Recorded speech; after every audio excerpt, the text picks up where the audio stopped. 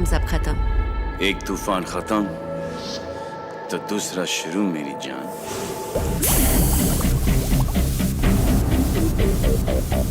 Thumbs up, taste the thunder. 1993, a brand was bought for $60 million.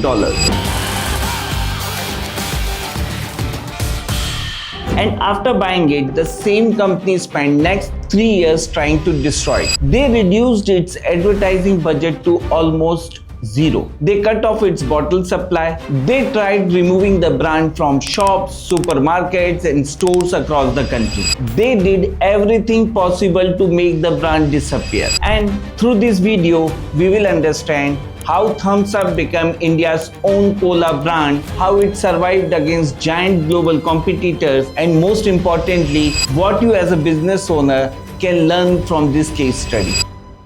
Before that, I am Momnaz Sharma, founder and director of Catch-Up Consultants. On this channel, we just do not talk about companies, we break them down. We explain why some businesses fail, why others win, and most importantly, what lessons you can use it in your own business. So if you want to understand businesses in a practical and simple way, hit the subscribe button. Every video on this channel is made to give you real value. Let's go back to 1977. India has just come out of the emergency that was a time between 1975 and 1977 when the government had a strict control over the country. At that time, Coca-Cola had already been in India since 1949. You could find Coke everywhere in shops, restaurants, and weddings. In India, Coke was not just a drink. It was seen as a symbol of status. At that time, the industry minister was a man named George Fernandez. He brought a law called FERA, Foreign Exchange Regulation Act. This law said foreign companies had to reduce their ownership in Indian business to 40%. And they also had to share their secret formulas with Indian partners. Now with this, Coca-Cola had just two choices, either share the recipe or leave India. They decided to leave. And overnight, one of the most popular drinks in India disappeared from the shelves of Indian stores, supermarket, and malls. After Coke left, three different players tried to take its place. First came 77, started by the government. The name 77 came from the year 1977 when Coke left India. The drink was made in government factories. It was sweeter and had less fizz than Coke. People tried to replace Coke with the brand, but they did not really like it. And slowly, it disappeared from the market. Then came Campa Cola, launched by Pure Drinks Group, the same company that had bottled Coca-Cola in India since 1949. They knew how to make cola. They already had factories and distribution. So they made a drink that looked and tasted close to Coke and called it the Great Indian Taste. It became very popular, especially in North India. By the 1980s, it captured 30% of the Indian soft drink market. But there was another man watching all this. His name was Ramesh Chauhan, and he was thinking differently. If we talk about Ramesh Chauhan, he was an MIT graduate who ran Parle Industries, the same company behind Limca and Gold Spot. He had seen Coca-Cola dominate India for years. He had also seen Indians need a drink with samosas, biryani, and spicy street food. And he noticed one thing very clearly. Coke tasted okay by itself, but with spicy Indian food, people wanted something more stronger, more fizzier, and with more kick. So instead of copying Coke, Ramesh Chauhan started experimenting in a lab with Indian spices like cinnamon, cardamom, and nutmeg. He wanted to make a drink that was more fizzier, more stronger than Coke, and also he wanted the drink to stay fizzy even when it was not very cold. Because in India, in 1977, refrigerators were not everywhere. Many street vendors did not have cold storage. So the drink had to taste good even at the room temperature. This was not just a product decision. It showed a deep understanding of Indian customer and their real life. At first, he wanted to name it Thums Up. Later, he removed the word B to make the name unique. Eventually, in 1977, Thums Up was born. The first tagline was simple: "Happy days are here again." And Indians loved it because after the Coca-Cola, people were already keen on trying new colas. During the 1980s, Thums Up did something amazing. With the time, it did not just win the cola market, it actually created a cola market in India. Before this, people mostly drank Nimbu Pani, lassi, sharbat and local drinks. The organized soft drink market was still very small. Thums Up changed that, and by the end of 1980s, India was drinking 3 billion bottles of soft drink every year. Thums Up had created a completely new habit for the whole country. And while all this was happening in India, something else was happening in America. In 1975, Pepsi launched something called the Pepsi Challenge. These were organized in shopping malls. People did blind taste tests, and as a result, people choose Pepsi over Coke. After this, Coke got worried because Pepsi was unstoppable. In 1984, Pepsi signed Michael Jackson for $5 million, the biggest celebrity deal at that time. In 1985, Coca-Cola even changed its formula to compete with Pepsi. But customers hated the new taste so much that Coke had to bring back the old recipe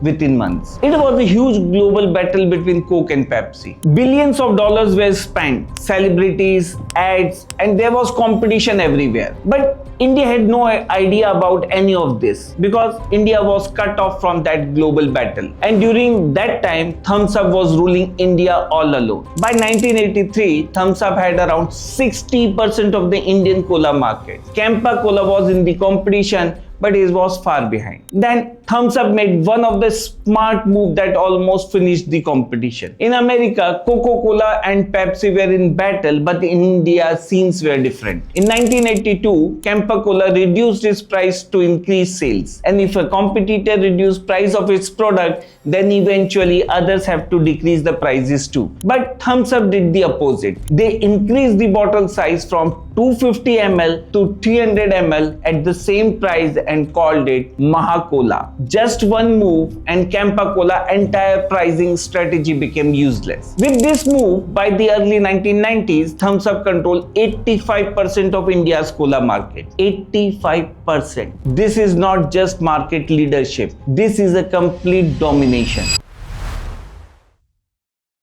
Then in 1991, India opened its economy to foreign companies too, and foreign brands entered quickly. Pepsi came first with Mirinda, 7-Up and Pepsi. They hired stars like Juhi Chawla, Aishwarya Rai, Sachin Tendulkar and Shah Rukh Khan for promoting their taste in the Indian market. They also had huge advertisement budget for their aggressive marketing because they have already good budgeting from foreign businesses too. In 1991, Pepsi did a survey in Bangalore to check their position in the market. The results shocked them. Only 10% of the people preferred Pepsi over Thums Up. That is how strong Thums Up had become in India. But Coca-Cola was returning too. And unlike Pepsi, Coke had a very clear plan. Here is something most people do not know. Coca-Cola did not come back to India just to sell Coke. They looked at the market and saw Thums Up controlling 85%. So they decided not to fight the market leader.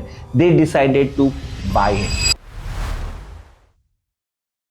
But before buying, they weakened it first, and to see this, we have to understand the distributor model of Thums Up. Parle's distribution system depended on franchisee bottlers. Out of 62 bottling plants, Parle owed only 4. The other 58 belonged to independent franchisee owners. Now, Coca-Cola started approaching those franchisees one by one. They offered better deals, more money, and global support. Slowly, the franchisees switched to Coke. Ramesh Chauhan was losing one bottling plant every week. And without bottles, you cannot produce drinks. Without production, you cannot distribute. And without distribution, even an 85% market share starts falling apart. At the same time, Pepsi was spending huge money on advertising. Chauhan could not fight two rich American companies together. Inside the Parle family too, things were becoming difficult. The Chauhan family had split into separate businesses. Resources were divided. The fight was becoming impossible. Finally, in 1993, Ramesh Chauhan accepted Coca-Cola's offer. Thums Up, Limca, Gold Spot, Maaza, and Citra,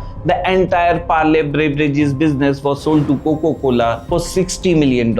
In one deal, Coca-Cola got control of 80% of India's cola market. They did not win the cola war. They bought the king of cola market.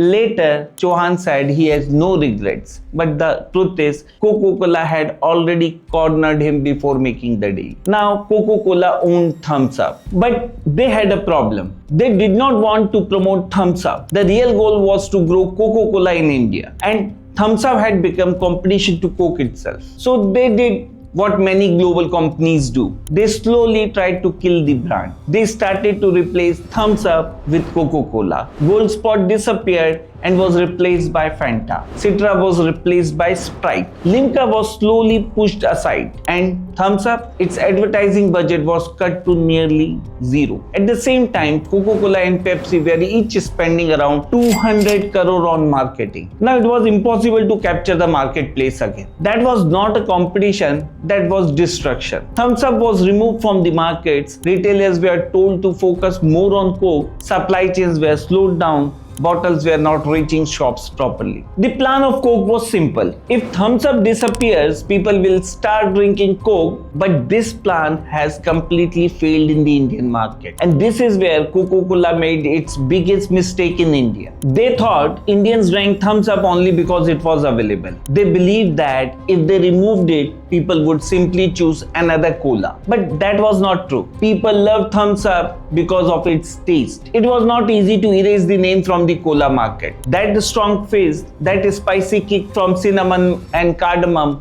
that strong feeling which matched perfectly with biryani or samosas. Coke did not taste like that. Coke was very softer and sweeter. So when Thums Up disappeared from the shops, loyal customers did not switch to Coke. They switched to Pepsi. When Coca-Cola checked the numbers, they got a huge shock. At that time, Coke had around 60.5% of the Indian soft drink market. But if Thums Up completely disappeared, their market share would fall to only 28.7%. They were almost handing the Indian market to Pepsi.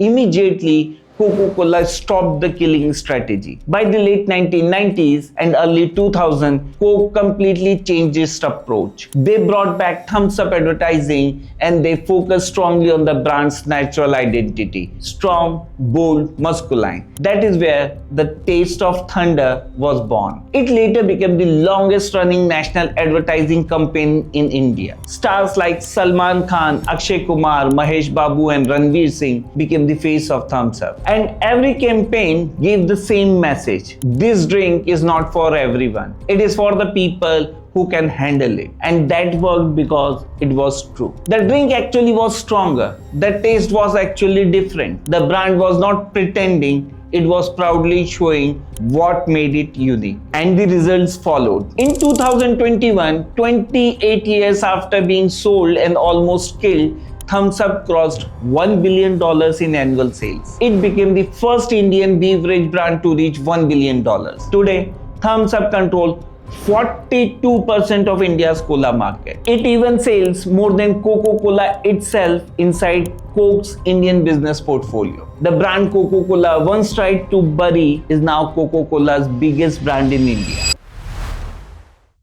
So, what you can learn from this story as a business owner? There are 3 big lessons. Lesson number 1, build for your customers' real life, not for what looks good on paper. Ramesh Chauhan did not just make a cola. He made a cola that stayed fizzy without a fridge. A cola that lasted better with spicy Indian food.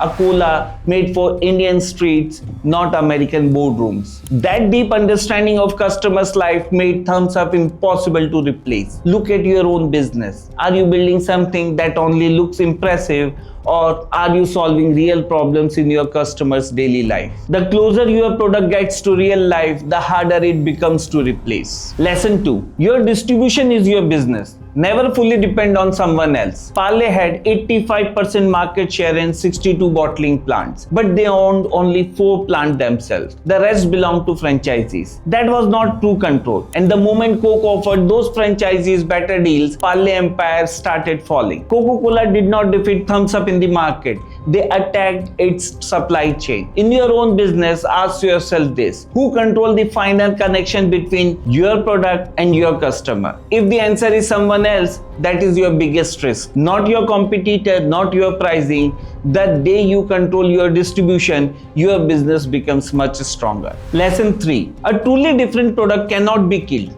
even by its owner. Coca-Cola owned Thums Up completely. They promoted Coke heavily. They cut Thums Up budget. They followed every global strategy rule and still they failed. Because the product itself was genuinely different. People loved the taste deeply. You cannot defeat a product that customers truly love. Most businesses try to look different only through marketing, packaging or pricing. But those things can easily be copied. Real differentiations comes from the core product itself. And that is the hardest things in the world to destroy. Now, let me leave you with one final thought. Thums Up started in a small parlor lab using Indian spices. It entered a market where nobody else understood Indian customers properly. Then it got squeezed, attacked and almost removed by the world's biggest beverage company. And today it has become that same company's biggest brand in India. So the real question is not how do I become Thums Up? The real question is, in your business today, are you building for your customers' real life? Do you control your distribution? And is your product truly different, or is it only good marketing strategy? Comment below and we will see you in the next video.